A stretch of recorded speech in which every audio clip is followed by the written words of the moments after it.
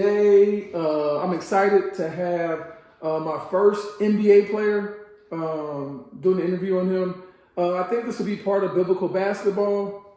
It'll also be part of the Bars to Chain podcast that I have going on. And I'll release this in segments, so stay tuned. Today, our guest is Jontay Porter. I know him because he grew up in Columbia kid. I played at the University of Missouri and always had an eye on him. Him and his brothers as well, his entire family, which spent a lot of time at Mizzou. But he's won a state championship at Nathan Hale in Seattle. Also won a state championship for Father Tolton Catholic in Columbia, Missouri. Was the SEC Sixth Man of the Year and was on the SEC All Freshman team as well. Also went through a series of challenges to become an NBA player, which is what we really want to focus on, just to inspire people, to encourage people, and to give life lessons to people who are going through it, especially our younger basketball players. So we're going to get started right away. Was there anything you wanted to say? Nah, man, thanks for having me, though. I'm excited to be on this and help you jumpstart this podcast thing. All right, and I thank you for being the first person. Yeah. Okay, first question. When did you know basketball was going to be in your life long term? Man, long term, that's tough because I knew I always wanted to. My skill didn't always match my desires. You know, I didn't always know I was going to be an NBA player, but my parents were both players. My whole family played. So, like, since a young age, I was out there hooping with the rest of them. So I knew basketball was like a core foundation of my life and my family's life. And obviously, I had the aspirations that every basketball player has, which is to play in the league one day. Luckily, mine came true. But I knew basketball in some capacity would be a part of my life since a really early age. Like, probably ever since I can remember. Okay. How tall are your parents? Both of them are about 6'4", so my mom, she's probably where we get most of our height. But my dad's tall for sure, but my mom's really what spiked us to the 6'10", 6'11" range. Yeah. And did you like grow 2 inches after you were like 18 or something? Yeah. I don't even know when I stopped growing. I never hit like a crazy growth spurt. It's kind of just gradual growth as I got older. So when I was a freshman, I think I was like in high school, like 6'4". Good. Next year 6'6", next year 6'8". When I went to Mizzou 6'10", now I'm like 6'11". So hopefully I'm done now, but otherwise I'm gonna be 8 feet by the time I'm 30. Okay. Well, I guess it's good you have a taller brother so that you can get some hand-me-downs. 100%. Okay. All right. Who was your favorite MU player as a kid? That's tough. I think it's got to be Marcus Denman. I love that whole 2012 team. You know, Phil Pressey, Kim English, Marcus Denman, Lawrence Bowers, all of them. I was a big fan of Marcus after that Kansas game, his heroics and whatnot. Kim English was always around in the gym with us, so he was a great kind of like older brother in a sense. Because my dad coached at Mizzou, so we were always kids running around in the gym. So they were great with us as children. But the person I thought was like the greatest player in the world was Marcus Denman. I didn't think he missed. Yeah. I think he played a little bit with the Spurs. Yeah, I think he did. Okay. How was it to play for Mizzou after being a kid, growing up in Columbia, seeing all those stars, and now you're playing for Mizzou with family? Man, it was surreal, and I honestly think, looking back, I took it for granted a little bit because it all happened so fast. I went from Seattle, thrown right into Mizzou without any summer workouts or anything. I didn't expect to reclassify, so went straight to Mizzou, and that lasted 9 months, and it was really fun, really hard, a lot of challenges.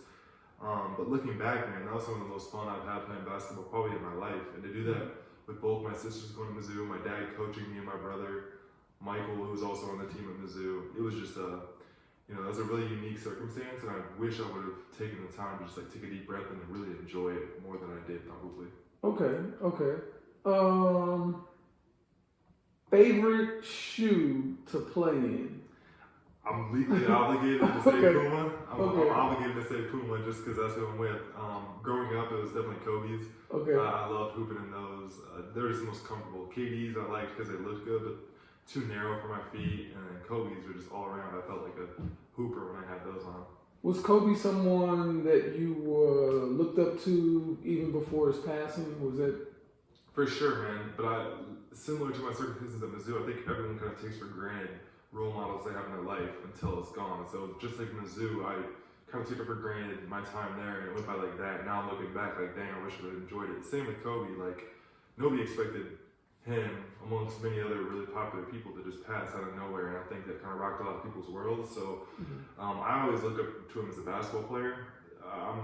I'd be lying if I said he was my favorite. I was always a LeBron guy. okay? So, but man, just his tenacity and will to win, it was kind of like my era's Jordan in a sense, because I didn't grow up watching Jordan or seeing that kind of mentality towards the game. So to see that on a nightly basis, even when he was getting older, battling through injuries, was really cool to watch. Okay. You can't answer your brother, but who was your favorite teammate at Mizzou? Favorite teammate at Mizzou? It's gotta be Cassius Robinson.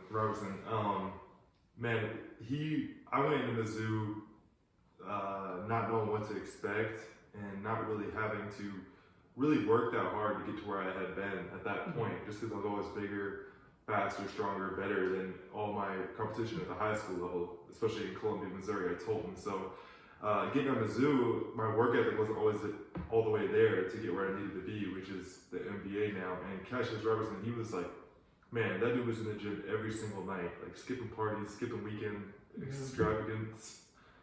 He's just in the gym shooting rep after rep. And then I saw it like reflecting in his game. You know, he was like one of the best shooters, one of the biggest surprises in the SEC. So every time he'd be at the gym, like I try to get in at the same time as him so he could see me working out, because I wanted him to like approve of my work ethic a little bit, because you know he was like he was just pushing everyone in that locker room to be great in a sense, and I really looked up to him in it, both on basketball and off the court, because he just had his priorities in check, and that really shaped my work ethic to what it is now. Do you know what he's up to now? No, I know he's playing overseas. I'm not sure where, but he's still hooping, and it wouldn't surprise me if he's in the NBA soon. I know he's really undersized, but man, that dude could shoot it for sure. Okay, and I might post this picture in the upper corner somewhere for over sure. here. Okay. How do you incorporate your faith into basketball?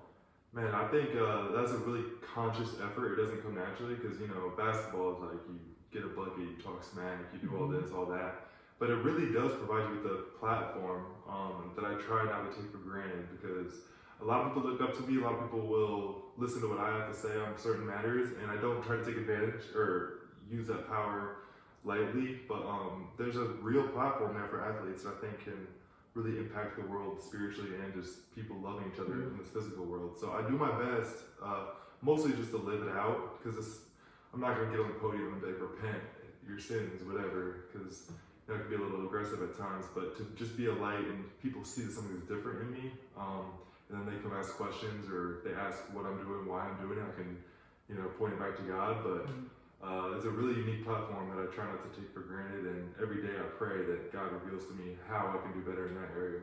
Okay.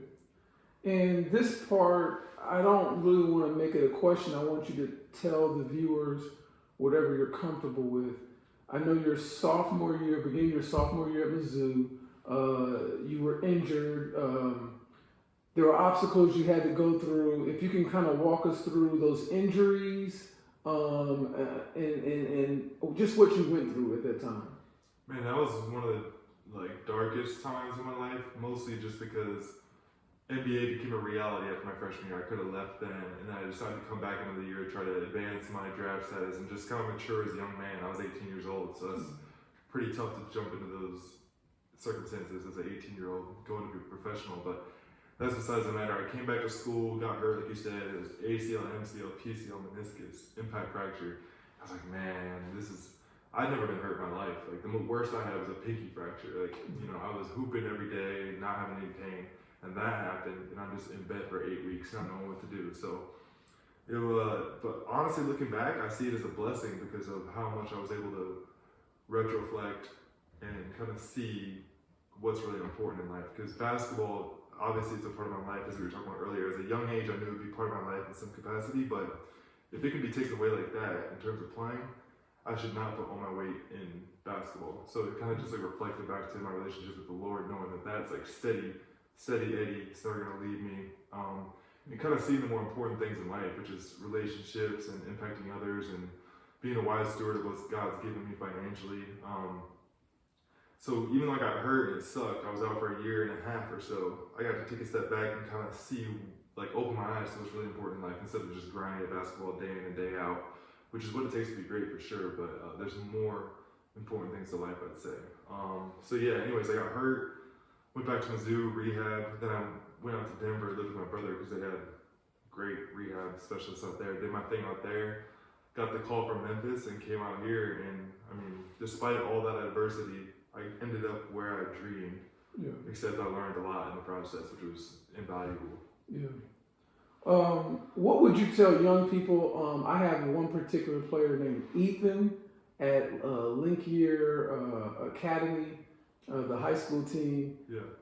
What would you tell young people like him who are trying to recover, but they may be pushing it and trying to recover too soon? Man, I mean, I didn't even brush on that, but I made that exact mistake that it sounds like he's making, which is try to come back too early. So after I was in Denver, my brother doing rehab out there, I got cleared to start running. That's far different from being able to cut lateral stuff, and I kind of took it and ran and was going to the gym with my brother and started playing one-on-one. Like 4 or 5 months after that serious injury, ended up re-tearing my knee, ACL, MCL, out another year. So it's like that first injury on top of getting pretty close to coming back and another surgery required injury, man, it's just not worth it. Just like keep doing what you can do, be in the weight room, and when they clear you to run, go out runs, but the risk reward is just not there. And you can just be patient and keep grinding at what you can grind at and control what you can control. Like it'll pay off in the long run. I wish I hadn't made that mistake.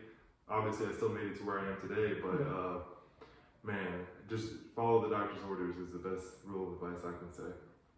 And throughout all this, what have you learned as far as your timing versus God's timing? That's a good question.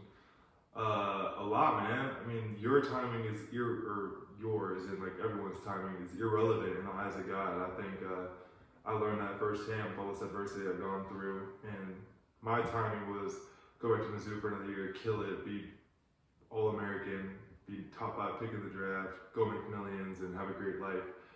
With my relationship with God, like, you know, on the side, kind of going side to side. But man, God had a different plan for me, and I've realized that now. So when I go through life now, I'm just like, man, I can make plans for a year out. I can say, I'm going to move here, I'm going to do this, I'm going to be that. But every time I've done that, I feel like that eventually changes by God's grace, because it ends up working out for the good. But man, my timing seemingly never works out. And it can be frustrating at times, but it ends up being for the better. Okay, so the young man I remember playing pickup with, seeing around town, or at Snowy, the guy I see now is a lot stronger. Physically, mentally, spiritually. You went through a series of challenges. You became an NBA player throughout all of that, which is amazing in itself. Where did you find the strength to go from there to here? Man, I think there's a lot of times I thought about just kind of throwing in the towel or pursuing worldly desires in a sense. Like when you miss out on millions potentially by getting hurt, your mind can go straight to money and be like, man, I should have got that, should have got this. And kind of being the what if scenarios in your head never are healthy. And I think just having a good circle around me, having good people around me that fed me with encouragement, fed me with the truth is what kind of got me through all that and gave me the strength, like you were talking about, to kind of persevere and keep doing my thing and trust God's plan. It's very cliche to say that, but it's very true in the sense that you have to trust that it's going to work out. You can't plan a year out, just plan today. Just be great today, and you know, it'll work out one way or another. Okay. Got a few NBA life versus college life. Man, it's completely different. College is much more like camaraderie, you know, teammates, best friends, go do this, go do that together.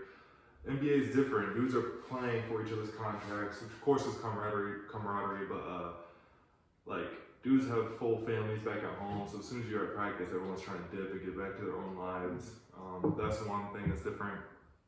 2, travel. Like you're traveling in first class planes, like they're servants, like getting whatever you want.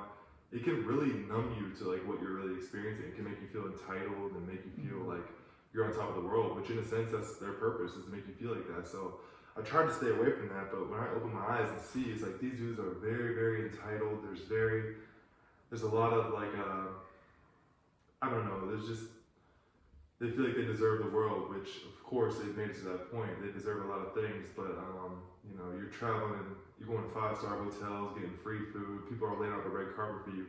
That's like a lot of the key ingredients to corruption, in my opinion. It's really easy to fall off the straight path. So it's very luxurious, and I'm very blessed to be a part of it. But like I said, having people around me that keep me grounded, very, very important as you step into that world.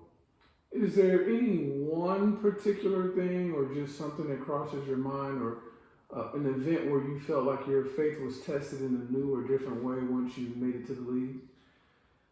Yeah, I think not necessarily faith, like I was wavering, but not being a wise steward of my money. Money is run around, you know, like it's nothing in the NBA. So dudes who go spend $50K at a strip club in one night and go to the casino and either make or lose $100K, like nothing. And when you're around that, you kind of get desensitized, like I was saying. So, man, it's tough, but you got to stay grounded and keep good people around you, and just remind yourself that it's not like your money. God bless, especially in my case. Like I should not have been in the NBA after all my injuries and adversity. Like it's a miracle that it worked out for me. Luckily, it did. But all that money that I received, like it's really, really not mine. And who am I to go spend it on girls half naked dancing? Like that's just not what I was into. So it wasn't necessarily tested, but it is very easy to get desensitized to the value of a dollar bill. Okay. Anything you're trying to do outside of basketball? Man, a lot of things. We could spend a whole nother podcast on that, but I co-own a business called Financial Cloud, which is specializes in like stock market education and trading tools. That's been doing really well. I mine cryptocurrency. I don't know if you know much about that, but it's like creating coins, like Ethereum or Bitcoin, with these high-powered machines in the other room. I do real estate stuff, so investing in that. I'm opening, like I was telling you before the podcast, a couple coffee shops here in Memphis and one in Denver. And there's other couple things in the pipeline that I can't really go on yet. But man, that was another thing. When I got hurt, I was like, if basketball doesn't work out, I better figure something else out to, you know, be good at. So I kind of just expanded, and I've always had a knack for trying to find new ways to make money or grow my income. But yeah, I got a lot of things going, and luckily they're doing pretty well. And if basketball works out, if it doesn't, I think I'll be okay by the grace of God. So yeah, man, I love doing new ventures. Sometimes to a fault, because it can take my focus off basketball. But I have my brother to tell me about that. So yeah. Well, I'll say I'm definitely proud to have you as our first guest. Thank you. I'm proud of everything you went through. You definitely represent what I would like biblical basketball to represent, which is just being authentic with God's word, with prayer, giving Jesus the credit for just overcoming obstacles, and that same perseverance and attitude that took you from injured to being in the NBA. I think it's going to take you to higher levels in all sorts of places. So I just look forward to see where God's taking you.